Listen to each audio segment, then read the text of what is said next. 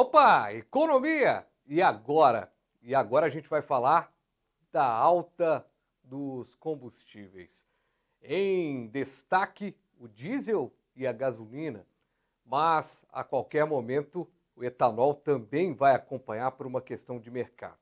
O fato é que a gasolina subiu na última semana 5,18% e o diesel 14,26%.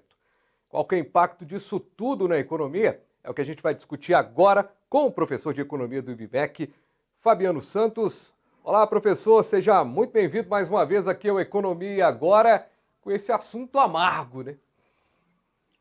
Olá, Fabiano, obrigado pelo convite. É um assunto que traz muitas implicações para a gente, né?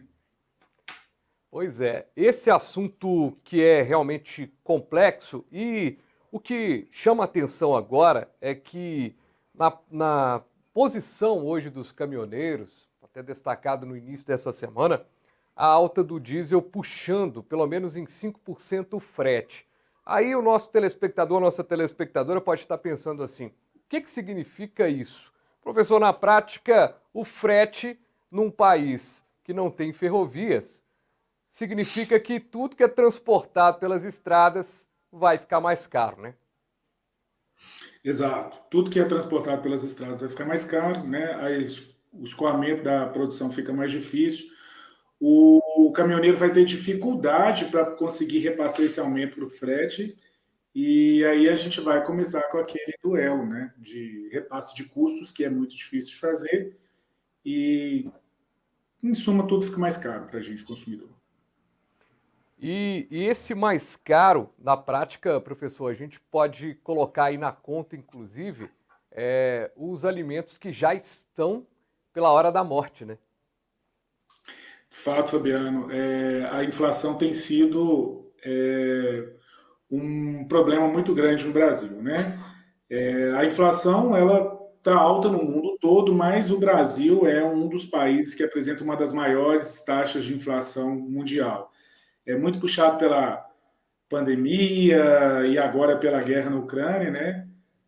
Os preços já estavam caros, né? O reajuste do combustível, segundo a Petrobras, ele já vinha sendo represado há um tempo, ainda está defasado, ou seja, deveria estar mais caro ainda do que já está, e é inevitável que esse repasse chegue aí à nossa mesa, né?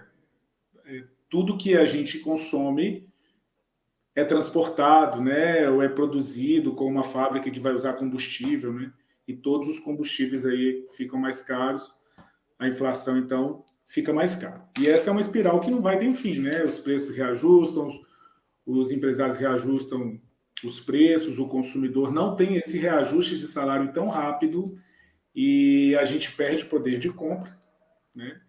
E essas são as implicações piores aí, E no nesse longo prazo. poder de compra perdido, né, a gente tem aí vamos dizer que para entender esse processo, eu acho que aqui a gente está num espaço para a gente tentar deixar o mais claro possível a situação, o mais compreensível o fato, é que a gente está vivendo um período eleitoral e aí começa a guerra de narrativas. Aí você tem o presidente Jair Bolsonaro meio que jogando no colo da Petrobras esse aumento.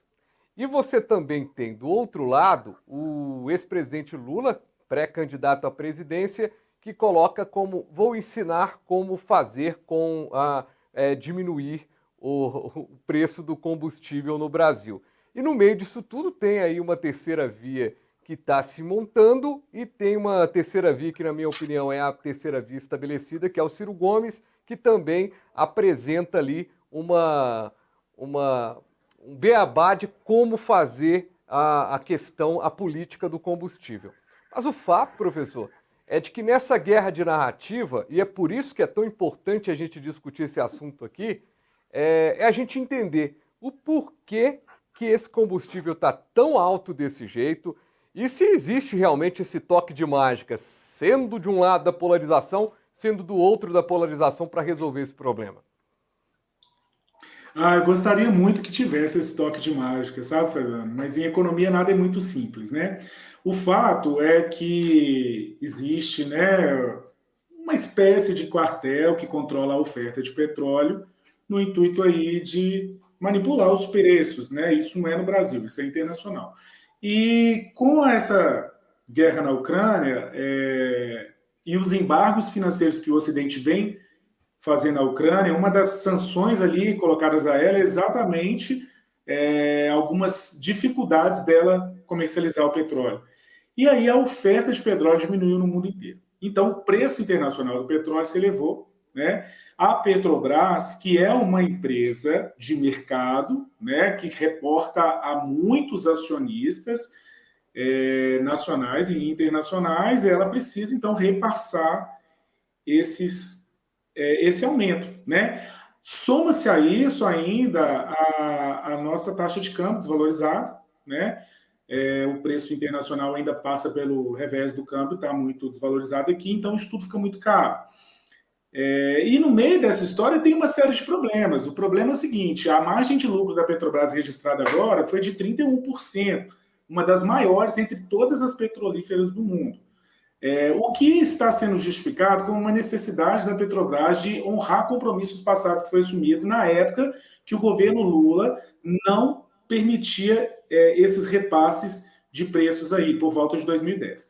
Agora entra o atual presidente, como sempre, né, trazendo uma narrativa de briga, de guerra. Eu quero tirar o presidente da Petrobras, que eu escolhi há 2 meses atrás, eu quero fazer uma CPI sobre ele para ver o que ele está fazendo de errado, mas o cara está há 2 meses, eu acho que não deu nem tempo dele fazer nada de errado ainda, né, ou de criar nenhum tipo de confronto. Então, assim, tudo muito populista, né? É tudo muito para vencer a eleição. A solução não é fácil. A solução nem vai passar por essas questões de represar o preço ou deixar o preço flutuar pelo mercado. Eu acho que o modelo de negócio está errado. Nós não temos concorrentes, né? A gente tem uma empresa gigante que está sendo direcionada para o mercado, né? Hoje ela é de economia mista, com sempre uma intenção de privatizá-la aí pelos governos de direita. E essa privatização é entregar na mão do mercado uma empresa gigante, né? E aí você não tem concorrência aqui dentro. Então, eu acho que eu nem tenho essa solução, tá, Fabiano? Porque se eu tivesse solução, muito provavelmente eu estaria aqui conversando com você, eu estaria lá em Brasília uma hora dessa. Mas a questão é que eu acho que passa muito mais por um modelo de negócio que não está adequado às nossas necessidades do que por uma medida de repressão de preço, coisa e tal. Ô professor, tanto não tem, como eu acho que nenhum desses que eu citei aqui tem também, né? Tanto o atual, quanto o que está tentando, quanto a terceira via que não está estabelecida, quanto a outra terceira via que está se buscando. E aí a gente percebe que, analisando a questão da Petrobras, a gente percebe que é uma empresa hoje que tem um faturamento interessante, que tem um ganho, uma empresa forte no mercado, mas ao mesmo tempo ela sofre uma interferência política, né? Então você tem, eu vou derrubar essa questão e tal. E sendo que uma CPI da Petrobras, como você bem citou, aí o outro vai e simplifica. Então, como a gente está aqui para analisar a economia, como ela tem que ser mesmo, como a gente está colocando, então, assim, não é nenhuma crítica a nenhum dos lados, é uma crítica a toda a política no que acontece, porque nenhum político, na prática, até hoje, conseguiu controlar, ter essa... não, na verdade, não é questão de controlar, é porque a política nossa não consegue controlar o nosso preço de combustível, que é completamente tarifado por fora, né, professor? Na verdade, a Petrobras não, o nosso combustível aqui, ele não é de boa qualidade, né, digamos assim, se dá para falar isso, mas a Petrobras ainda precisa de exportar ele para ele ser refinado e depois importado. E ela ainda não dá conta de atender toda a demanda interna. Então, a gente ainda depende de uma parte dos combustíveis que vem de fora. Não faz sentido uma empresa, né, importar um combustível ao preço internacional e vender ela aqui por uma estratégia de preço diferente, né? Então, de fato, essa política de preço, ela realmente tem que estar atrelada à flutuação do preço internacional, e esse é o momento que todas as economias estão passando por essa dificuldade. Agora, existem outras alternativas, como, por exemplo, os Estados Unidos, eles têm um fundo que, quando essa flutuação do preço internacional dispara além daquilo que a economia americana dá conta, esse fundo, então, entra reduzindo um pouco dessa disparidade, né, sem perder aí a necessidade de remuneração dos investimentos da petroleira, né? E mantendo aí um certo nível de estabilidade na economia. Então, quer dizer, as soluções elas precisam ser pensadas e elas precisam ser elas não podem ser tão simplistas como colocado por um lado e pelo outro, né? Um lado diz que está errada a fórmula, que o preço não é assim, o outro lado diz que não vai, que vai ensinar, que já fez dar certo, quando na verdade a gente sabe que todas essas medidas dão certo no curto prazo, no longo prazo ela deixa uma série de implicação, né, aí para ser resolvida.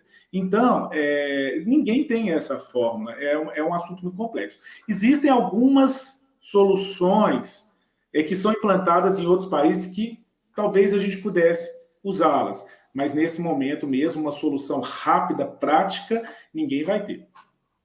E como ninguém tem essa solução prática, o que cabe ao consumidor é realmente pagar a conta, né, nessa questão toda. Só que tem uma turma que não só vai pagar a conta, como pode parar, que é a turma dos caminhoneiros, né, que já pararam no passado, aliás, por muito menos do que aconteceu na economia, pararam, e hoje há uma expectativa aí, a Associação dos Caminhoneiros, dizendo que da forma que está, não vai. Para a gente fechar esse bloco rapidinho, professor, porque a gente tem muita coisa para discutir aqui ainda, mas é possível a gente pensar aí numa intervenção de alguma forma do governo a favor da redução aí desse preço? Há algo politicamente, tirando todas as bravatas de um lado e de outro, que é possível fazer? Há muita bravata. Eu acho que o governo hoje, tal como ele está estruturado, né, com pouca credibilidade, né, e também muito pouco político, é um governo que não negocia muito, e esse é um negócio extremamente político. Eu acho que esse governo não vai dar conta, sendo bem honesto. Não querendo desmerecer o governo, mas é um governo que não consegue articular bem a política, e não é na bravata que vai conseguir fazer esse repasse aí. A tentativa foi muito mais para o lado de tentar fazer com que os estados reduzissem a arrecadação do CMS em prol de baixar esse combustível do que tentar interferir na política de preço. Então, assim, comprar essa briga, essa é uma briga de grande proporção. Eu não sei se o atual governo tem força para comprar essa briga. Também não sei se o governo anterior teria força para comprar essa briga também não, tá, Fabiano? Honestamente falando. Pois é uma complicação generalizada no que diz respeito a essa gestão. A gente vai para um breve intervalo aqui no nosso Economia e Agora. Na volta, a gente continua observando essas questões envolvendo aí o combustível.